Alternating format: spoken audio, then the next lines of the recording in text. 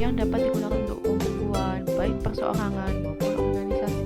Beberapa manfaatnya adalah untuk memudahkan mengetahui untung rugi dan juga untuk pelaporan.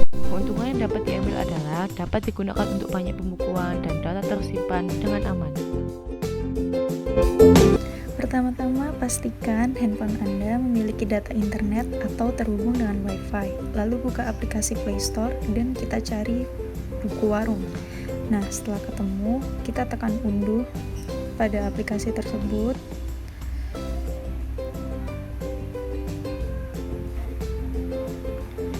Kita tunggu sampai aplikasi selesai terunduh.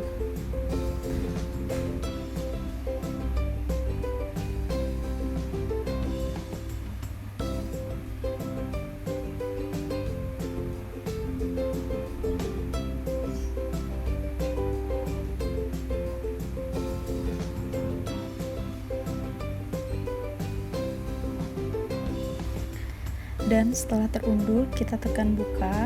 Nah, ini adalah tampilan awal dari aplikasi buku warung.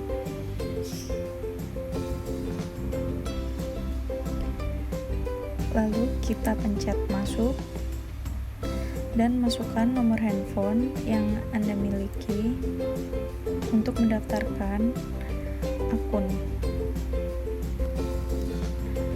Setelah itu akan dikirim SMS kode OTP ke nomor yang sudah didaftarkan. Ada 4 digit nomor yang dimasukkan. Lalu Anda akan masuk ke dalam aplikasi buku warung.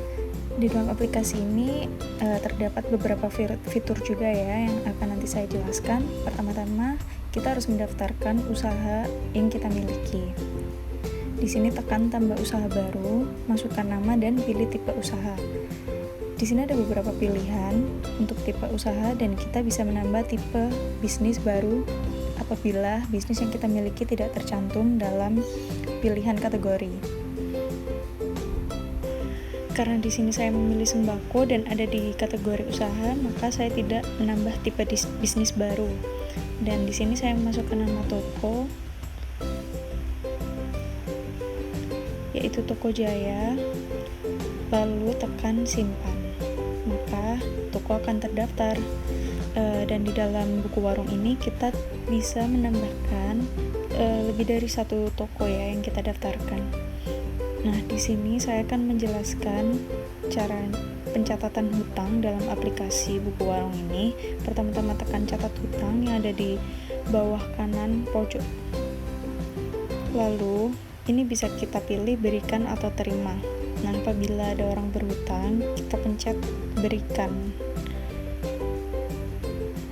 Di sini sebagai contoh nominalnya, saya akan memasukkan sebesar 20.000. Lalu tekan berikan uang ke. Nah, di sini kita akan terhubung dengan kontak yang kita miliki. Lalu kita masukkan pelanggan yang berhutang.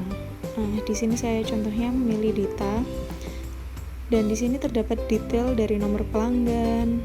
Nah, kita dapat memilih tanggal juga kapan pelanggan tersebut berhutang kepada kita, dan kita bisa mengirim SMS bukti transaksi serta catatan dari jenis hutang tersebut mungkin secara lebih rinci dan memudahkan kita mengingat jenis hutang tersebut.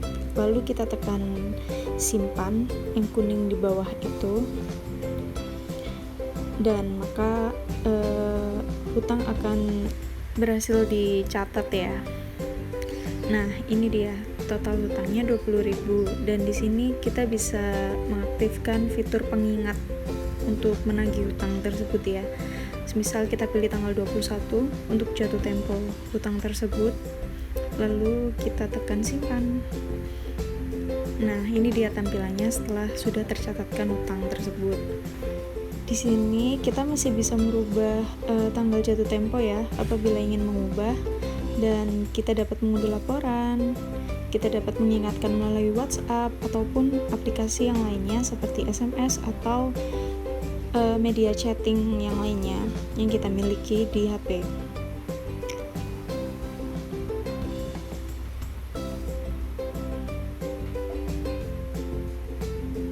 Apabila kita ingin melihat laporan hutang, dapat kita tekan Ini kita bisa melihat apa yang kita terima dan kita berikan dan dapat kita download dalam bentuk PDF. Nah, seperti ini tampilannya.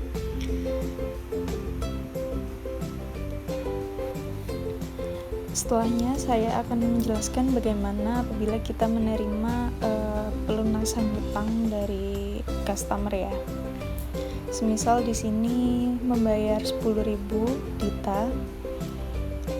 Nah, di sini kita juga bisa menulis catatan ya, secara rinci, dan kita bisa memilih tanggal kapan hutang tersebut dibayarkan, dan mengirim bukti SMS bukti transaksi juga.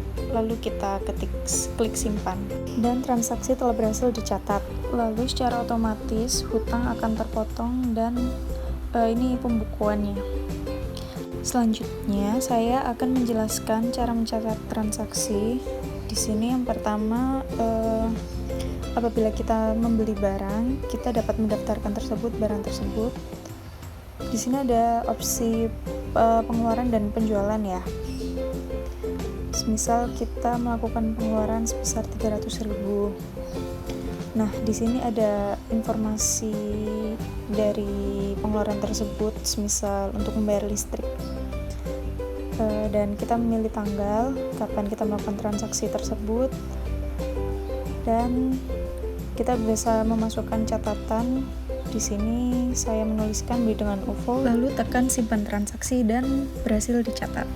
Selanjutnya saya akan menjelaskan tentang bagaimana kita menerima penjualan atau apabila ada barang yang terjual dan jenis-jenis pemasukan yang lainnya. Contoh nominalnya saya masukkan 300.000 dan kita klik informasi opsionalnya, dan saya pilih kategorinya yaitu pemasukan ya dari Ibu Dita,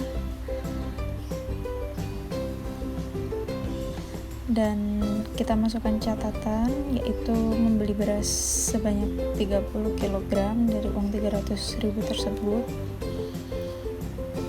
Lalu kita tekan simpan transaksi. Nah, di sini terdapat nota juga yang dapat kita cetak atau kita bagikan melalui aplikasi. Nah, ini langsung terkonek oleh printer ya apabila ingin mencetak.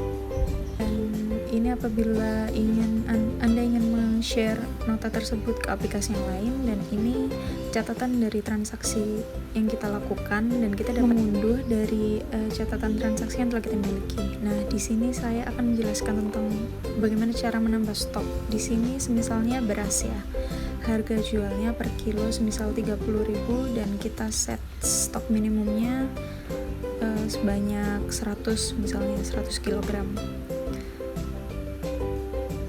Nah, setelah itu kita dapat pencet yang stok menipis di sebelahnya. Nah, lalu kita tekan atur stok, kita tekan penambahan stok apabila kita ingin menambahkan, dan apabila kita ingin mengurangi, kita juga bisa mengurangi stok ya. Di sini saya juga memasukkan sebesar 100 total stok. Dan begitu saja apabila Anda ingin menambahkan barang yang lain juga bisa. Nah, di sini untuk fitur pembayar, kita bisa mengingatkan customer yang masih memiliki hutang seperti Ibu Dita ini. Nah, kita juga bisa mendaftarkan rekening yang kita miliki agar mempermudah customer yang berhutang untuk melunasi penghutangannya. Dan di sini juga terdapat fitur jual pulsa. Nah, kita dapat langsung memasukkan nomor handphone yang ingin diisi, dan kita bisa membayar token listrik dari pelanggan, serta kita juga bisa men-top up e-wallet ya, seperti Dana, GoPay, dan sebagainya. Lalu yang terakhir lainnya ini ya, bisa kita tekan. Nah, di sini ada beberapa fitur seperti pengaturan nota. Kita dapat mengatur nota sesuai dengan keinginan kita, bisa menambahkan logo dari toko kita, alamat juga, dan selain itu kita juga bisa membuat pengingat. Contohnya ada transaksi, utang piutang, dan pembayaran. Dan selain itu kita juga bisa membuat kartu nama yang dapat kita custom sesuai dengan keinginan kita ya. Bisa menambahkan catatan dan lokasi yang ingin ditambahkan dan hanya klik simpan. Itu saja yang bisa saya jelaskan dari aplikasi buku warung ini. Terima kasih.